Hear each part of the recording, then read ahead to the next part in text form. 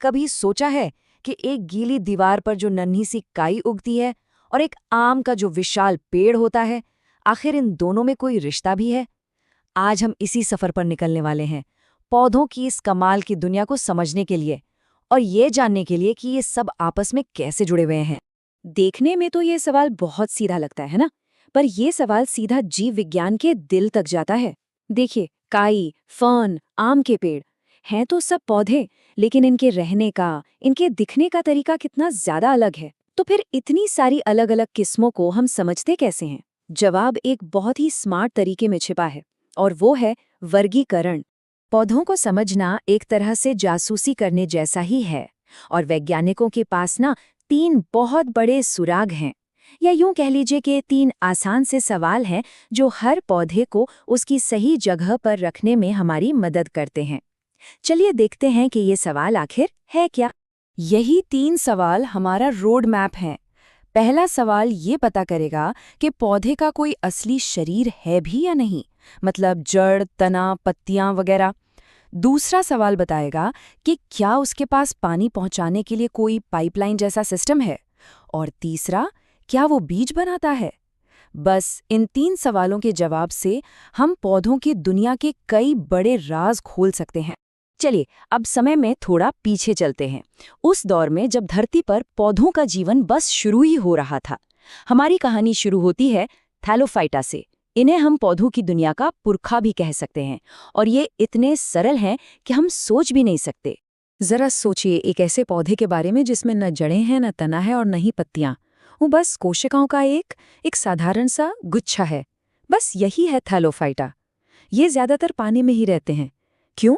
क्योंकि जमीन पर पानी और बाकी जरूरी चीजों को ऊपर तक ले जाने का इनके पास कोई तरीका ही नहीं है। शैवाल का नाम सुनते ही शायद तालाब की हरी काई याद आती है ना? लेकिन शैवाल असल में बहुत बहुत जरूरी हैं। ये हमारे ग्रह के लिए ढेरों ऑक्सीजन बनाते हैं और पानी के अंदर की पूरी दुनिया का आधार हैं। और हाँ, ये थैलोफाइटा का सबसे बेहतरीन उदाहरण है। अब कहानी में एक दिलचस्प मोड़ आता है। विकास का अगला कदम बहुत बड़ा था, पानी को छोड़कर जमीन पर आने की हिम्मत करना। तो मिलिए ब्रायोफाइटा से। ये वो पौधे हैं जो पानी और जमीन के ठीक किनारे पर अपनी जिंदगी जीते हैं। इन्हें पौधों की दुनिया का मेंढक क्यों कहा जाता है? क्योंकि ठीक मेंढकों की तरह ये जमीन पर तो रह सकते हैं, लेकिन अपनी जिंदगी का चक्र पूरा करने के लिए, मतलब प्रजनन करने के लिए, इन्हें वापस पानी की जरूरत पड़ती ही पड़ती है। ये आज भी अपनी पानी वाली जड़ों से जुड़े हुए हैं। काई इसका सबसे अच्छा उदाहरण है। वो नरम मखमली कालीन जो अक्सर नम दीवारों या जमीन पर दिखता है ना, वो एक ब्रायोफाइट ही है। इनकी असली जड़ें नहीं होती, इसलिए ये नमी को सीधे अपने पत्तों जैसे हिस्सों से ही सोख लेते हैं। यहाँ आके चीजें सच में एडवांस हो जाती हैं। टेरिडोफाइटा पौधों के विकास में एक बहुत बड़ी कामयाबी थी। पहली बार हमारे सामने ऐसे पौधे आए जिनमें वो सब कुछ था जो हम एक आम पौधे में सोचते हैं: जड़ें, तना और पत्तियां। तो अब इनके पास जड़ भी है, तना भी है और पत्तियां भी।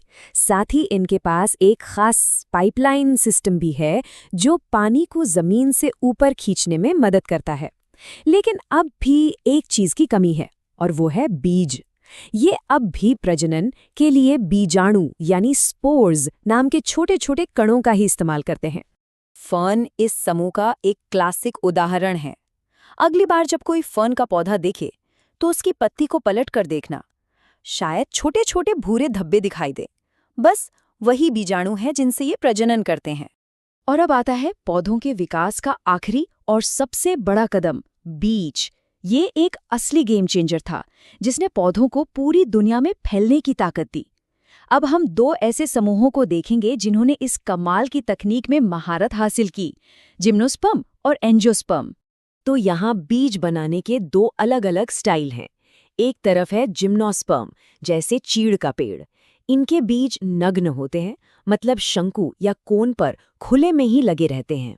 दूसरी तरफ है एंजियोस्पर्म, जैसे आम। इनके बीज एक स्वादिष्ट और सुरक्षित फल के अंदर बंद होते हैं। और ये एक बहुत बड़ा फायदा है, क्योंकि फल जानवरों को अपनी तरफ खींचता है, जो बीज को दूर दूर तक फैलाने में मदद करते हैं। लेकिन कहानी यहीं खत्म नहीं होती। एंजियोस्पर्म यानी फूल वाले पौधे इतने कामयाब हुए कि ये खुद भी 2 बड़े समूहों में बटे हुए हैं। चलिए इस आखिरी रहस्य से भी पर्दा उठाते हैं। तो ये है एक बीजपत्री और द्विबीजपत्री। नाम थोड़े मुश्किल लग सकते हैं पर बात बहुत सीधी है। एक बीजपत्री यानी मोनोकॉट्स के बीच में सिर्फ एक ही बीजपत्र होता है, जैसे मक्का या गेहूं में, और द्विबीजपत्री यानी डाइकॉट्स में 2 होते हैं, जैसे चना या मटर। ये फर्क उनकी पत्तियों और जड़ों में भी साफ साफ दिखता है। ये पौधों की दुनिया के अंदर 2 अलग अलग ब्लूप्रिंट की तरह है। अच्छा, बहुत हो गई थ्योरी, अब कुछ प्रैक्टिकल करते हैं। पेश है एक बहुत आसान सा प्रयोग जिसे घर पे करके कोई भी खुद एक प्लांट जासूस बन सकता है।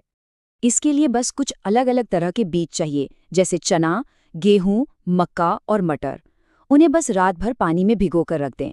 हम बस ये देखने जा रहे हैं कि इनमें से कौन द्विबीजपत्री हैं और कौन एक बीजपत्री।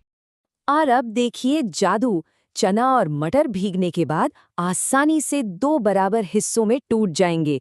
ऐसा इसलिए है क्योंकि वो द्विबीजपत्री हैं। यहाँ द्वि का मतलब है 2, जबकि गेहूं और मक्का नहीं टूटेंगे क्योंकि वे एक बीजपत्री हैं। यहाँ एक का मतलब है 1। है ना कमाल? विज्ञान को काम करते हुए देखना वाकई में मजेदार है। तो अगली बार जब कोई बाहर निकले तो आसपास की हरियाली को जरा गौर से देखना। अब शायद सिर्फ पेड़ पौधे नहीं दिखेंगे, अब दिखेगी विकास की एक जीती जागती कहानी। पानी में सरल शुरुआत से लेकर उन जटिल फूल वाले पौधों तक जिन्होंने आज हमारी दुनिया को इतना हरा भरा बना दिया है। अब नजरिया क्या होगा?